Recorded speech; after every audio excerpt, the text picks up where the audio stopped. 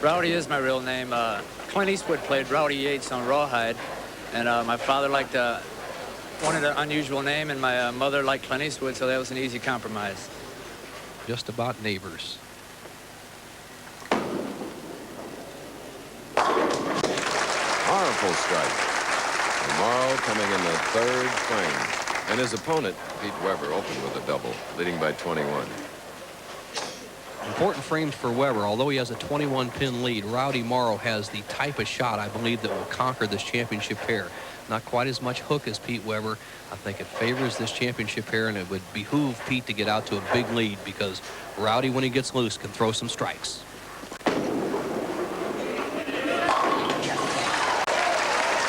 So Pete with 3 in a row here in Las Vegas.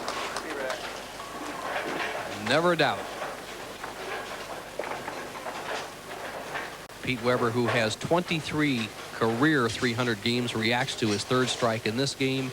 The record for 300 games is 29 sanctioned or American Bowling Congress approved 300 games held by Elvin Mesker from the St. Louis area.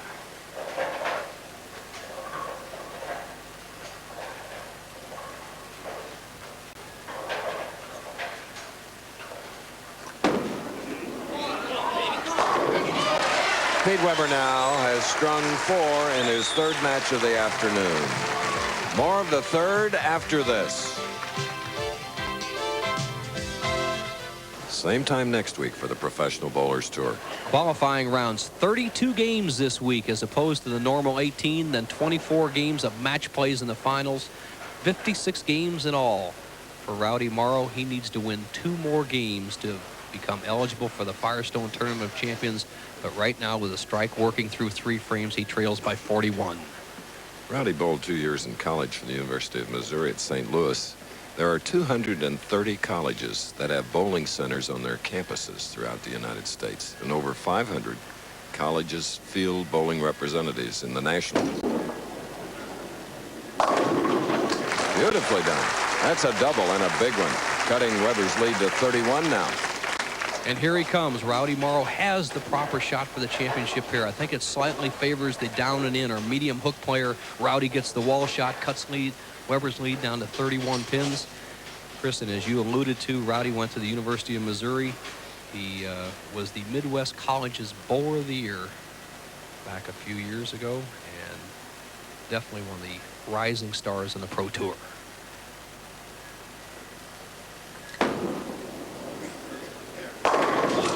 All right, and in the colleges, their finals are determined.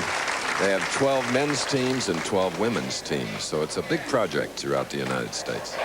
Solid in the pocket, all 10 pins in the pit. Rowdy has to like this one as he cuts the lead of Weber down to just 21 pins. These players bowl against each other in league in St. Louis. Still Rowdy, Leroy Bornhoff, who made the top 24, Wunderlich, Weber, they all still try to bowl part-time in league in St. Louis. That's it. Pete called that shot for you. 5 in a row now here in the third match. The physical reactions of a player tell much about his confidence on a shot. Look at Peter. Look at those eyeballs. He's ready. And look at how relaxed he was when the ball hit solid and took all the pins down. A confident look as he has started with 5 strikes in a row.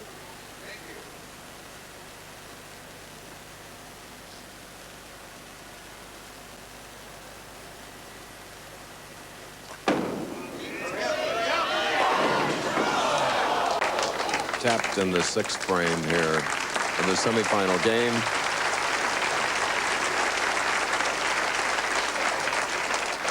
The soft 10, and Pete Weber was thinking 300, Chris. I saw it in his eyes. You could tell by his reaction. He was thinking $100,000. Could we have a 300 on our telecast? $100,000 from True Value Hardware. And when we're in Peoria, the True Value Open, should that happen, it will be doubled. Big shot for Rowdy Morrow. All the emphasis has been on Pete Weber so far with that big string of strikes starting the match. But Rowdy, a little bit confused of where to stand. This is, remember the bowling tip we just watched. You have to be prepared on the approach. He just takes his time, Gets a little more roused in the thumb, and there's Larry and DeLois Morrow. By the way, Larry, a supervisor at General Motors, has rolled 2 perfect games. Proud parents, St. Louisans. They don't look old enough to have a 25-year-old. Oh, yes, 4 in a row. Oh, the smile on Mom's face. And the reaction of Pete Weber to this. Now watch this. You're going to see the reaction of Rowdy Morrow. He likes the shot. He's cut Weber's lead down to 20 pins, but Pete Weber got up, changed chairs, put his head down because he knows that Rowdy Morrow is a tough competitor and can string those strikes. With a strike here, we have a new ball game. It'll be just 10 pins difference. In his only TV finals, Rowdy finished 3rd in the 1986 AC Delco Classic.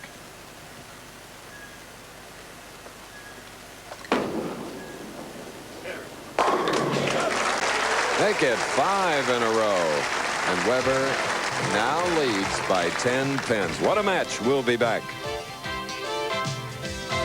While we were away, Pete Weber in the 7th frame left a 10-pin, covered it for his spare, leading by 9. Now the 8th frame on the left lane.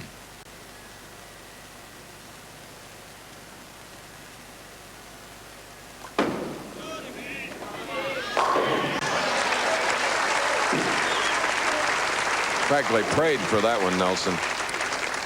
Weber drives all 10 pins in the pit. He's had 5 strikes to start the match, left a 10-pin in the 6th, another 10-pin in the 7th, solid strike in the 8th, and he's working on every shot because he knows Rowdy Morrow cannot be taken lightly.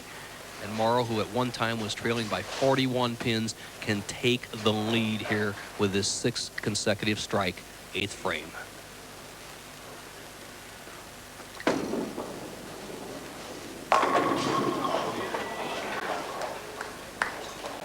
Another 10 on the right lane. Rowdy Morrow, who has been light on the right-hand lane, just getting wall shots and swishers, comes up a little bit higher and doesn't get the pin action in the right-hand corner. Leaves the 10-pin, and with a conversion here, after 8 frames, there would be just a 10-pin deficit for Rowdy Morrow. Weber in the driver's seat, although.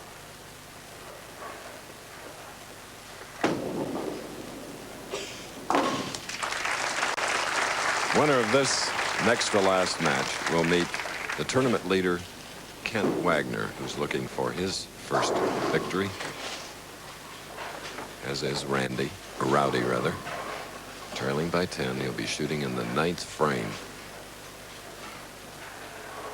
Pressure.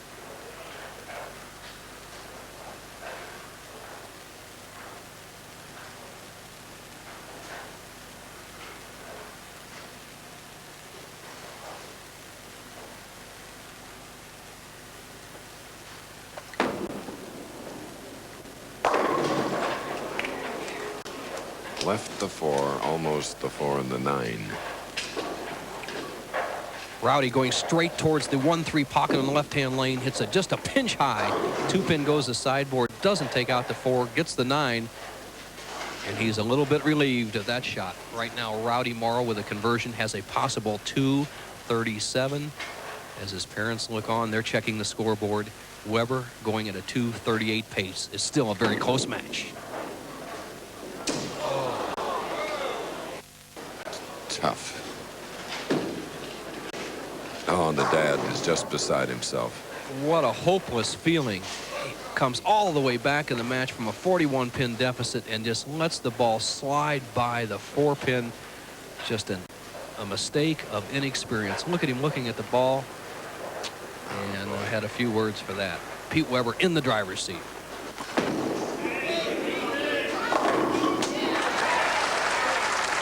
So in this, our 3rd game, the loser will get $9,000, where the winner has a chance for $33,000 in the next game. Pete using the style and the type of strike that allowed Rowdy Morrow to get himself back in the match, puts the match well in hand with a strike here in the 9th frame. He has a possible 268. He will go on to meet Kent Wagner for the championship and $33,000. Just keep it in the building, and he's in the finals. There he is. Pete Weber now has won his 3rd match of the afternoon. Getting tougher as he goes along. He will meet Kent Wagner for the $33,000 after this.